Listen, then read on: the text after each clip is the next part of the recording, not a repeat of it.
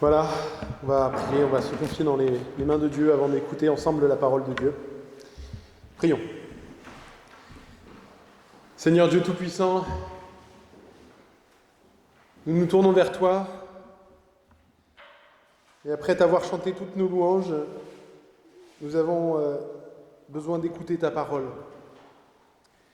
Tu veux nous parler encore ce matin, nous révéler des choses essentielles, des significations, des réalités spirituelles auxquelles nous n'avons pas accès, sinon par ta parole. Alors parle-nous, Seigneur. Révèle-nous toute ta vérité, car ta parole est la vérité. C'est dans le nom de Jésus que nous te prions. Amen.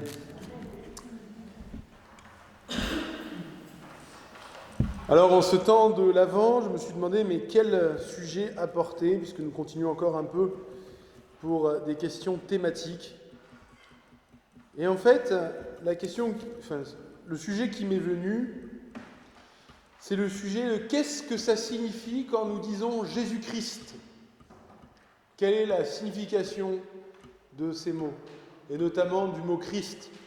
Quand j'étais un petit enfant, je me souviens, j'entendais à l'église Jésus-Christ, Jésus-Christ. Alors je m'étais dit, ça doit être le nom de famille. Ça doit être Marie-Christ, Joseph-Christ, et puis le petit Jésus, Jésus-Christ. Et non, Christ n'est pas le nom de famille de Jésus, c'est un titre. Ça vient du mot grec Christos, qui est la traduction littérale du mot hébreu Mashiach, qui en français se dit Messie.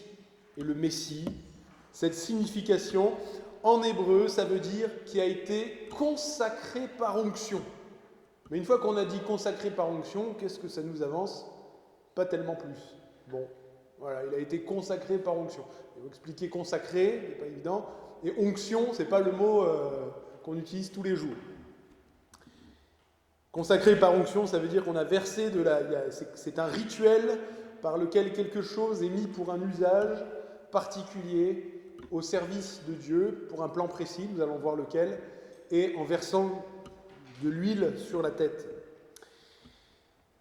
Et ce matin, nous allons donc nous pencher sur cette signification très importante, puisque même quand on dit chrétien, quand on dit christianisme, eh bien, le mot Christ, donc consacré par onction, est dans le titre. Et donc si nous ne savons pas ce que ça veut dire consacré par onction, pouvons-nous vraiment comprendre ce que chrétien et christianisme veut dire? Et pour comprendre cela, nous allons nous tourner vers un texte prophétique, un texte où Dieu a parlé et a annoncé d'avance les choses. C'était il y a 2700 ans, 700 ans avant la naissance de Jésus. Et c'est le prophète Ésaïe qui parle de la part de Dieu, et je crois que, normalement, il est affiché, Ésaïe, voilà, il faut juste sauter 2-3 lignes, où il y a quelque chose. Si vous avez vos Bibles, vous pouvez chercher Ésaïe chapitre 61, versets 1 à 3. Voilà. Voilà ce que le Messie dit, alors qu'il n'est pas encore venu, mais c'est Dieu qui le fait parler, et voici la parole prophétique. L'Esprit du Seigneur, de l'Éternel, est sur moi, parce que l'Éternel m'a consacré par onction pour annoncer de bonnes nouvelles aux pauvres.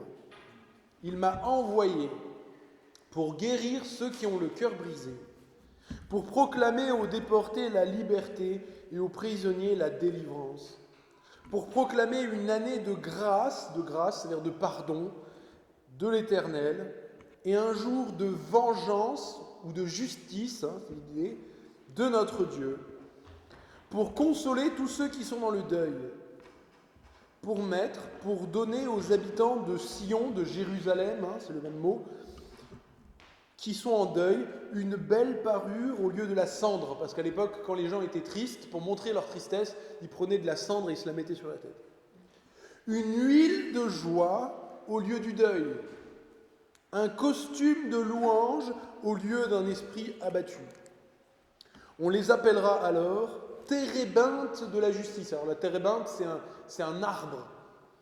Térébinthe de la justice.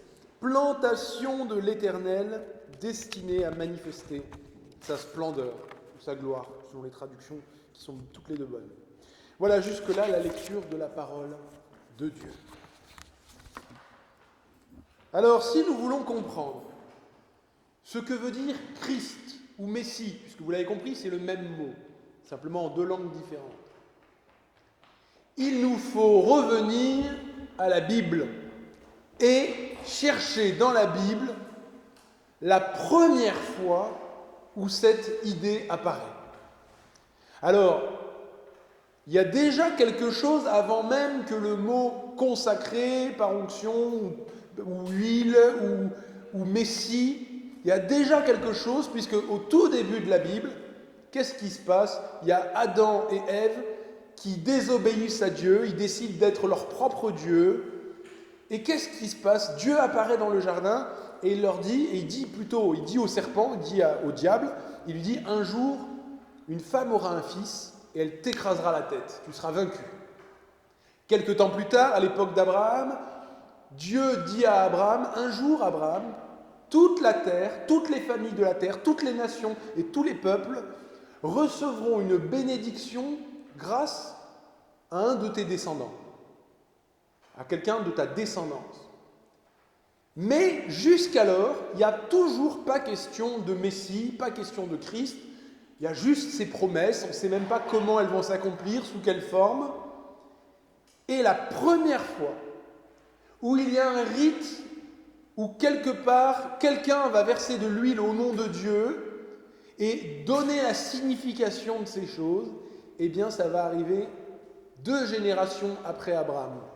On est à l'époque de Jacob. Jacob, puisque Abraham, Isaac, Jacob. Donc Jacob, c'est le petit-fils d'Abraham. Et voilà ce qui va se passer. Et étonnamment, je vous dis déjà le spoiler, ce qui est très étonnant, c'est que ce premier rituel où on va verser de l'huile de la part de Dieu, ça ne va pas être sur un homme, ça va être sur une pierre, sur un caillou. Mais vous allez voir, il y a quand même un lien. Alors voici ce qui s'est passé. Jacob part dans le désert, il est fatigué, la nuit tombe. Et là, pour trouver le repos, il n'y a rien, il n'y a que des cailloux partout. Il voit un caillou, une pierre, il la prend et il choisit de poser sa tête dessus et de s'y appuyer et de s'en servir comme d'un oreiller pour trouver le repos. Et là, pendant la nuit, Dieu lui envoie un rêve étrange. Il voit dans son rêve une vision où il y a le ciel et la terre, et il y a comme une échelle au milieu qui fait le lien entre la terre et le ciel. Et c'est une échelle qui est ouverte, une échelle où on peut descendre et monter. Et quand il se réveille, il est complètement frappé par cette image et par ce rêve qu'il a fait. Et il comprend que ce rêve est fondamental, que Dieu vient de lui révéler le plan qu'il a pour l'humanité. Et alors, voilà ce que Jacob va faire d'une façon totalement prophétique, d'une façon totalement guidée par Dieu. Jacob se lève et il dit, c'est ici que se trouve la porte du ciel. Et il va prendre la pierre, il va la poser, et il en fait un monument, et il verse de l'huile sur le sommet de la pierre. Et quand on cherche dans la Bible, donc la première fois où quelque chose est consacré par onction, c'est ce caillou, c'est cette pierre. Et c'est là que c'est extraordinaire, c'est que pour la première fois, et ça sera le cas pour toute la suite, le fait de consacrer quelque chose en versant de l'huile de la part de Dieu, ça va servir à signifier, et on va toujours revenir à ce rêve fondamental, que finalement, le plan de Dieu, ça va être de créer, de faire un lien, de faire un pont entre le ciel et la terre. De créer un accès, là où il n'y en avait pas, là où ce n'était pas possible, entre Dieu et l'humanité. Et là, vous allez dire, mais Charles, je trouve que c'est un peu tiré par les cheveux, cette histoire, quand même. Je vous comprendrai très bien. Quel est le lien entre le Christ, le Messie, qui est un homme, et une pierre, un caillou où on a mis de l'huile dessus? A priori, on n'en voit pas. Sauf que dans la Bible, rien n'est jamais au hasard. Rien n'est jamais au hasard. Et Dieu va revenir régulièrement sur l'image de ce caillou, de cette pierre, qui a été mise à part, spéciale, qui extérieurement ressemble à toutes les autres pierres, qui n'avaient pas d'aspect particulier, mais qui pourtant, quelque part, celle-là va symboliser, va représenter une pierre spéciale, porteuse de vie. Et on va trouver ça notamment même dans l'Ancien Testament, dans les prophéties que Dieu va donner au peuple d'Israël. Il va annoncer dans le même livre d'Ésaïe que nous avons lu, tout au long de ce livre, il parle du Messie, il parle de qu'est-ce que le Messie va faire, comment il va naître d'une vierge, il va faire ceci, il va faire cela. Et il y a un moment où Dieu parle du Messie, et voilà l'image qu'il donne. Ésaïe chapitre 28. Voici ce que dit le Seigneur l'Éternel. En guise de fondation, je pose pour Sion, pour Jérusalem, une pierre spéciale, une pierre choisie, angulaire, précieuse, solidement posée. Celui qui se repose sur elle sera en sécurité. Et là, qu'est-ce qu'on trouve? Exactement la même image. Jacob était fatigué, qu'est-ce qu'il a fait? Il s'est reposé sur une pierre. Et Dieu lui a donné cette image d'un lien entre le ciel et la terre. Et le texte de la prophétie nous dit, celui qui se repose non pas sur une vraie pierre physique matérielle, mais sur le Messie qui sera comme cette pierre de l'histoire de Jacob, celui-là sera en paix, il sera en sécurité.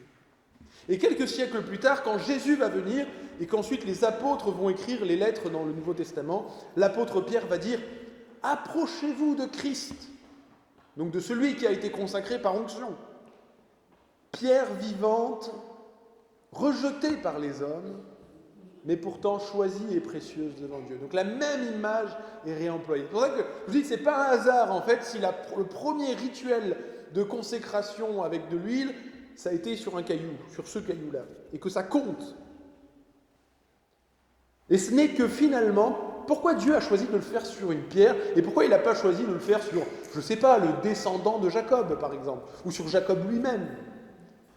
Parce que les significations n'étaient pas encore pour ce temps-là.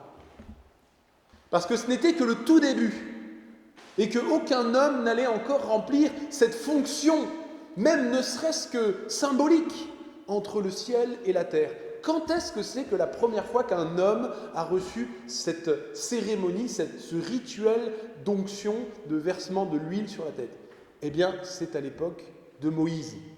C'est à l'époque de Moïse, et le tout premier, ça a été Aaron, le grand frère de Moïse, qui reçoit.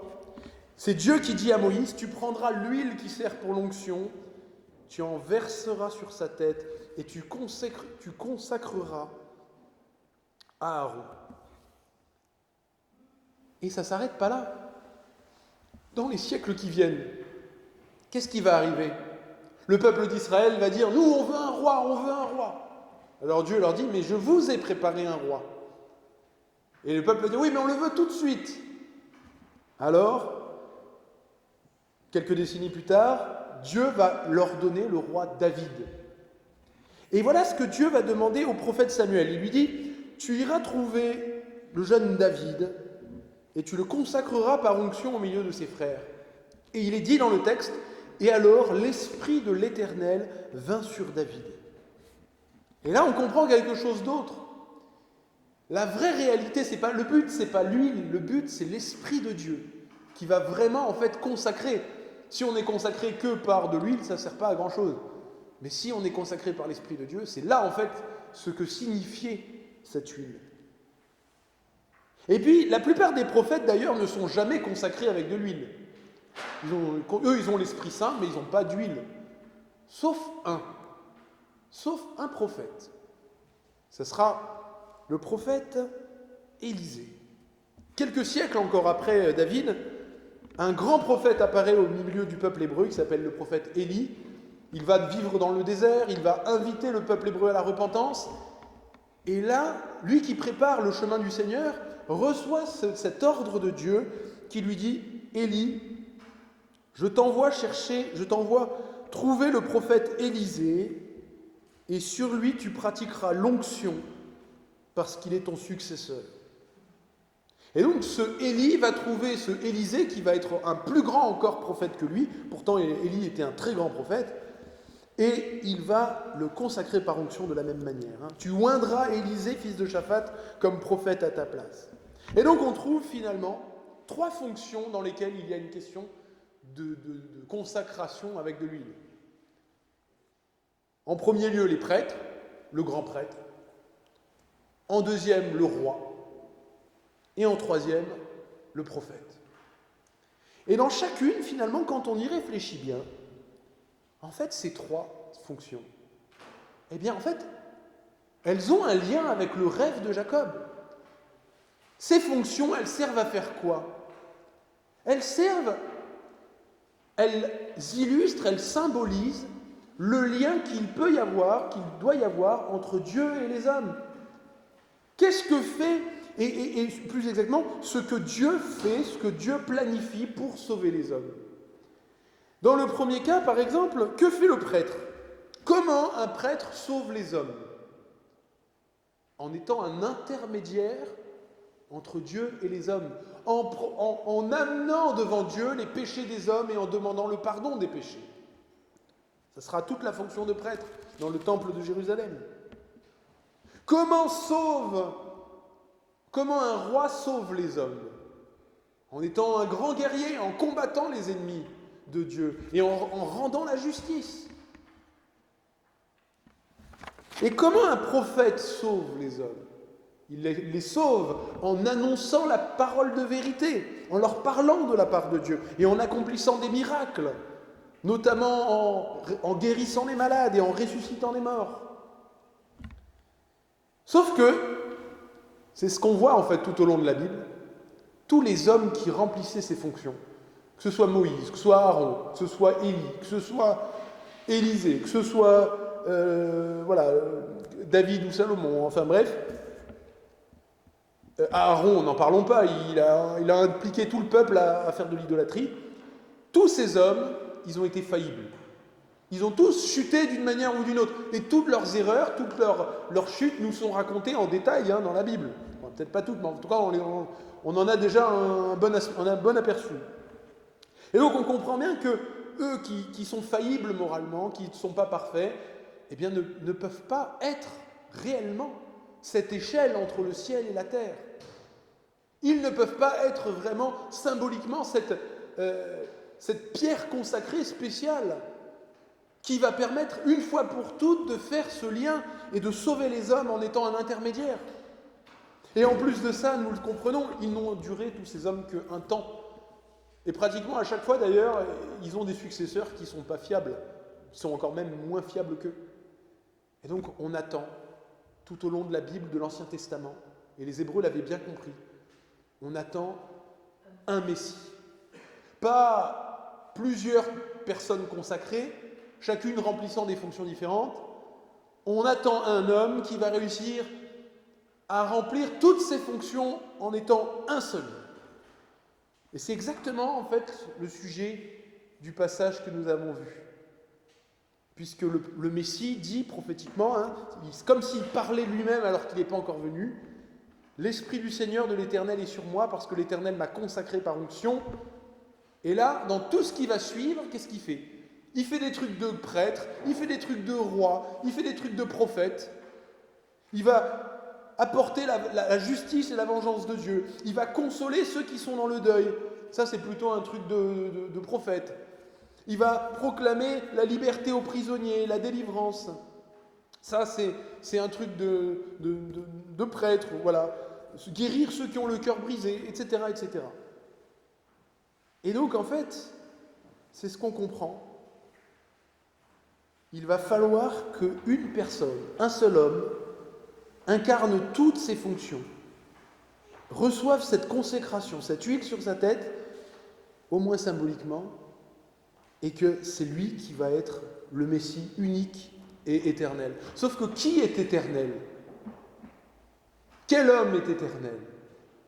Puisque tous les hommes sont pécheurs, qui va pouvoir monter et prendre ce rôle?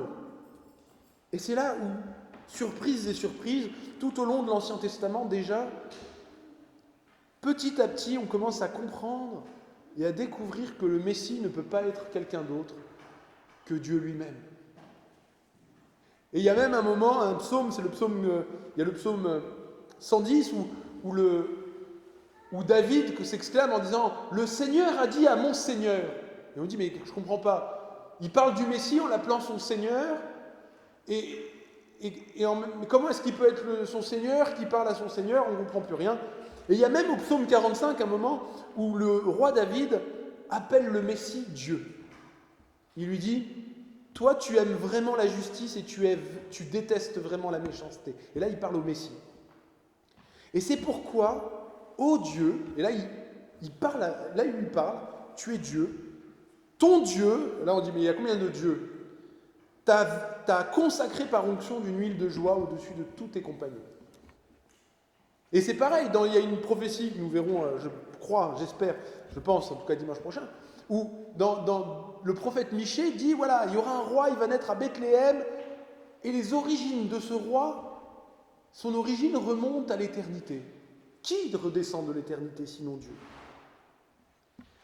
Et donc c'est là en fait que le rêve qu'avait fait Jacob prend en fait complètement son sens. L'image qu'il va avoir d'une échelle qui va dans les deux sens, qui joint en fait la terre et le ciel, en fait est là en train de nous parler, c'est en train de nous parler vraiment du plan de Dieu. Et comble du plan de Dieu, il ne va pas juste créer une petite voie, un petit accès comme ça extérieur. Dieu va se faire lui-même l'accès entre Dieu et les hommes. Les hommes, eux, ils ne pouvaient pas monter au ciel, mais Dieu, lui, pouvait descendre. Et c'est donc tout le sens de notre joie de l'Avent. Quand nous décorons notre maison, quand nous mettons des jolies petites... voilà, chacun dans la liberté, personne n'est obligé de le faire. Mais nous célébrons l'attente de celui qui est consacré par onction et qui est venu, parce que nous, il ne revient pas chaque année à Noël, il est venu il y a 2000 ans. Mais il a rendu cette image, ce rêve de Jacob, parfaitement vrai. Il a réalisé l'union parfaite entre Dieu et l'humanité, entre le ciel et la terre. Il a assumé toute la fonction de prêtre consacré, de roi consacré, de prophète consacré, pour être capable de nous sauver. Et alors ça, évidemment, qu'est-ce que ça nous révèle sur notre humanité? Je dirais là, c'est peut-être le plus simple, le plus évident. Quand on dit à quelqu'un « tu as besoin d'être sauvé », qu'est-ce que ça révèle? Qu'il avait besoin d'être sauvé. Donc si nous avions besoin d'un sauveur, s'il y avait besoin d'une échelle, c'est qu'il n'y en avait pas. Et s'il n'y en avait pas, c'est que sans échelle, on est dans le désert, on est des pierres comme les autres, abandonnées, et tout va rester comme ça pour l'éternité, il n'y aura pas de salut. Et ce rêve de Jacob, ce concept même d'attente d'un Messie, et en fait rien que ça, c'est quelque chose que le monde n'aime pas trop, parce qu'en fait, ça lui rappelle combien l'humanité est incapable de se sauver elle-même. Et vous savez, c'est le rêve de tous les hommes de pouvoir se sauver soi-même. Tout le monde aimerait pouvoir se sauver soi-même. Comme ça, on n'aurait pas besoin de gratitude, pas besoin de reconnaissance. On pourrait continuer dans notre illusion d'être nous-mêmes nos propres dieux. Mais je crois qu'au fond de tout être humain, malgré tous les mensonges que tout homme se dit, on a cette conscience qu'on n'est pas capable de nous sauver nous-mêmes. Et on a cette conscience, je crois, depuis tout petit. Déjà petit, je ne sais pas si vous avez vu, qu'est-ce qu'on aimait bien, enfin en tout cas, peut-être une partie d'entre vous, comment ça se fait que les enfants, ce qui marche le mieux, le programme qui fonctionne le mieux, c'est toujours des super-héros? C'est vrai, c'est des gens un peu comme nous, mais ils ne sont pas comme nous, ils sont mieux que nous. Et les gens sont fascinés, les enfants sont fascinés par ça. Parce qu'ils réalisent que finalement ils sont faibles et fragiles, et qu'en fait le monde autour d'eux est faible et fragile, et combien ils aspirent au fond de leur cœur à quelqu'un qui serait parfait. Regardez Tintin, Tintin c'est extraordinaire. Jamais une seule faute morale sur tous les albums. Non mais c'est vrai, pas une seule faute morale. Vous prenez des BD, la plupart du temps ils font jamais de bêtises. Hein. Enfin, je veux dire, c'est toujours des héros sans tâche, on dirait que c'est le Christ. Et en fait, ça plaît aux gens. Regardez même les adolescents, comment ils choisissent leurs idoles. Ils choisissent le footballeur le plus extraordinaire, celui qui va vraiment réaliser des choses impossibles. Et ils vont leur donner mais tout leur cœur, comme si c'était des dieux. Alors que c'est que des footballeurs, des gens qui courent derrière un ballon. Mais ils vont dire, oui, mais il fait des choses extraordinaires. Il est capable de faire ce que moi, je ne suis pas capable. Et on l'entend. On l'entend. Et regardez les foules au long des siècles. Comment des hommes, parfois, très sûrs d'eux-mêmes, qui disent « Ah oui, moi, je ne suis pas quelqu'un de naïf, je ne suis pas les propagandes, je ne suis pas les... » Et puis, voilà, d'un coup, un homme providentiel, à la télévision ou à la radio, quel qu'il soit, de quelque bord, et là, tout le monde... Oh, les mêmes qui disaient « Ah oui, moi, voilà », et d'un coup, ils se mettent à être complètement captivés. Pourquoi ? Subjugués. Pourquoi ? Parce que dans le cœur de tout homme, on sait qu'on a besoin d'un salut qui nous vient de l'extérieur, que le salut ne vient pas de nous. Alors on espère, on se dit, si ça ne vient pas de moi, peut-être que ça vient d'un autre, de quelqu'un d'autre que je connais, peut-être que je ne connais pas. Et en fait, ça veut dire que tout homme, quelque part, il est obligé de suivre un Christ, ou d'en suivre plusieurs. Le problème, c'est que soit il suit le vrai Christ, celui qui a vraiment été consacré par onction, soit il suit des faux Christ. Et cette image de faux Christ, c'est Jésus lui-même qui la reprend. Hein. Il dit, après avoir annoncé qui il était, parlé à ses disciples, qu'il leur a promis qu'il était vraiment celui qui allait leur apporter le repos, il leur dit, « Méfiez-vous car il s'élèvera de faux Christ. Plusieurs viendront même sous mon nom, disant, c'est moi qui suis le Christ, ou le Messie, hein. Et ils séduiront beaucoup de gens. » Et donc notre aspiration au bonheur, à la paix, au salut, elle est logique, parce que Dieu nous a créés pour vivre dans la paix, dans la joie, dans le salut. Et donc cette paix, cette joie, ce salut, soit on la trouve en Christ, soit on va la trouver ailleurs. Parce que nous appartenons à cette humanité qui est spirituellement malade, et qui a besoin d'être guéri en profondeur. Et ça va nous ramener d'ailleurs au tout début du livre d'Ésaïe. Ça commence par ces mots, dès le 6e verset. Voilà l'état, Dieu voit son peuple, et voilà ce qu'il dit. De la plante des pieds jusqu'à la tête, rien n'est en bon état. Tout n'est que blessures et contusions et plaies vives, qui n'ont pas été soignés, pensés avec de l'huile. Dieu va réutiliser cette image de l'huile et va dire l'humanité est dans un état catastrophique et ce qui leur a manqué c'est de l'huile. Évidemment, ce n'est pas de l'huile physique, hein. C'est l'huile du Saint-Esprit. C'est la présence de Dieu. Et c'est là où on découvre quelque chose d'autre, c'est que un peu comme au psaume 23, hein, tu verses de l'huile sur ma tête et ma coupe déborde. Cette huile versée sur la tête, elle a aussi une signification particulière pour l'humanité. C'est que c'est comme si c'était Dieu qui, commençant par Jésus, mais Jésus, lui, n'ayant pas besoin d'être guéri, mais étant le représentant de toute l'humanité, eh bien, Dieu déverse sa guérison sur l'humanité à travers Jésus et par Jésus. Et ça ruisselle sur la tête de Jésus et ça touche le reste de son corps et de ses membres. Et qu'est-ce que ça veut dire chrétien ? Chrétien, littéralement, ça veut dire membre de celui qui a été consacré par onction. Et donc si Dieu a déversé sa guérison sur l'humanité par Jésus et que ça ruisselle sur nous, eh bien ça veut dire que cette guérison, nous la partageons, mais que nous partageons aussi du coup l'appel et le fait que, vu que nous appartenons à Jésus, nous avons aussi ce même appel en fait à vivre sa vocation messianique de Christ. Nous ne sommes pas le Christ, il n'y a qu'un seul Christ. Mais nous sommes aussi choisi et précieux devant Dieu. Nous recevons non pas l'huile d'olive, mais nous recevons le Saint-Esprit, et nous sommes transformés en pierre spirituelle pour construire l'édifice de Dieu. Et Christ étant la pierre angulaire. Et donc ça veut dire que nous aussi, nous sommes utilisés, nous pouvons être utilisés par Dieu pour être l'instrument pour participer à la mission du Christ, de guérir spirituellement et même parfois physiquement, de libérer les captifs et apporter le pardon des péchés.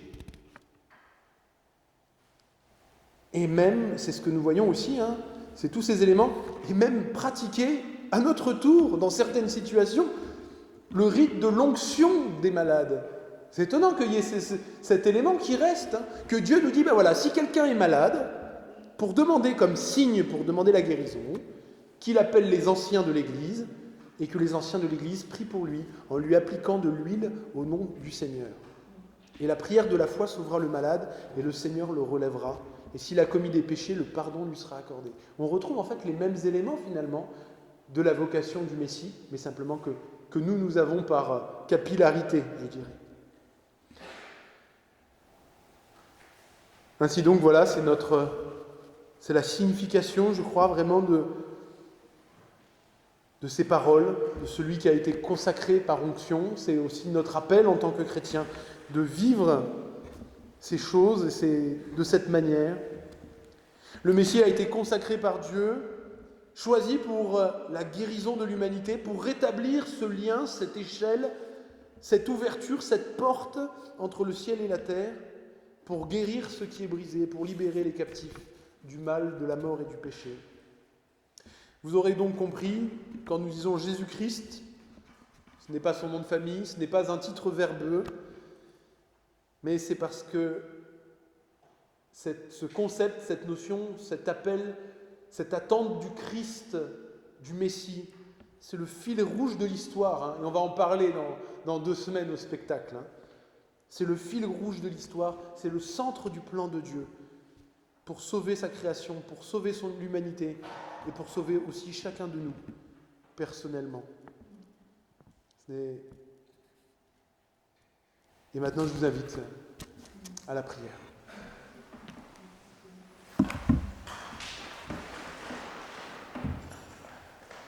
Seigneur éternel, tout ce que tu avais annoncé autrefois,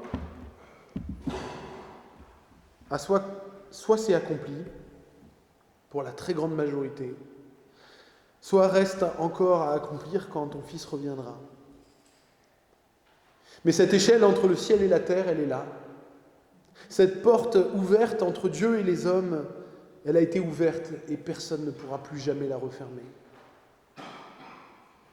Et Seigneur, nous sommes entrés par cette porte, par la porte de Dieu, ton Christ, de ton Messie, de ce Dieu fait homme, consacré par onction, remplissant tous les offices de prêtre, de prophète et de roi pour notre salut.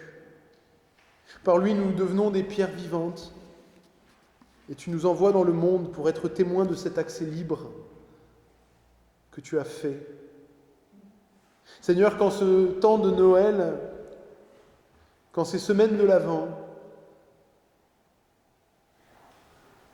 nous nous souvenions que si toutes ces prophéties sont vraies, alors à combien plus forte raison nous pouvons attendre avec assurance et confiance la promesse du retour de ton Fils. Donne-nous, Seigneur, de pouvoir trouver notre repos continuellement en lui,